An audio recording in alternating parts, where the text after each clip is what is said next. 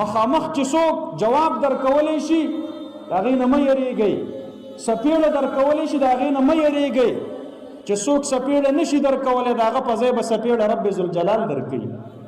ډېره خطرناکه ده. خپلو کورونو کې د یتیمانانو ماشومانو په سر لاس ږدئ. فاما الیتیم فلا تقهر، الله قرآن کې فرمایي یتیم ته مه غوسه کیږئ، یتیم مه خفه کوئ. د پلار سوری ترنه اوچت شوی دی، ته د پلار په ځای ورله سوری جوړ شه.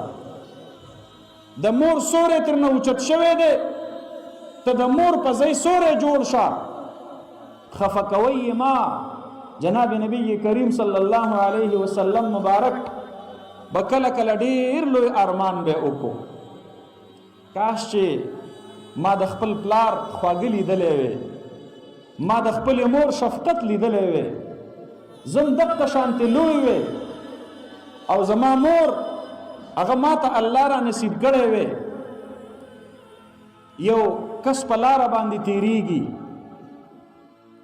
یو بوډۍ په لاره باندې تیریږي او مسجد نبوي شریف کې زوی ولاړ دی په مانځه باندې، آواز ورته کوي یا بنیه یا فلان ای فلان کیه ای زما زویه راشه هله ما د مټ نه ونیسه ورته ویږم د سهاري ضرورت دی. زوی اطمینان سره مونځ پوره کوي او بیا د مانځه نه وروستو د خپلې مور له بوډۍ له خواله ورځي.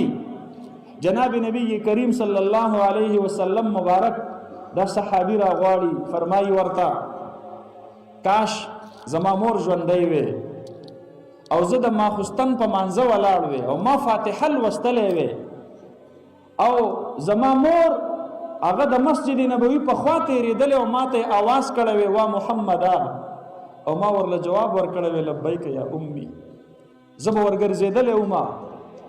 د مور خدمت، مور ستا د سهاري محتاجه ده، الله رب العالمین ستا د سجدې محتاجه نه دی. نفل مونځ دی مات کړی به دی، تلی به وي، د مور خدمت به دی وړمبی کړی. یتیموالی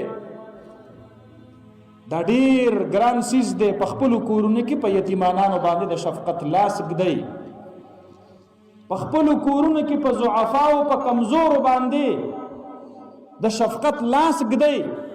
وفي اموالهم حق للسائل والمحروم، کو دا محروم په کور کې دی د ټولو خلقو نه مخکې کوه چې چرته خفه درنه نشي.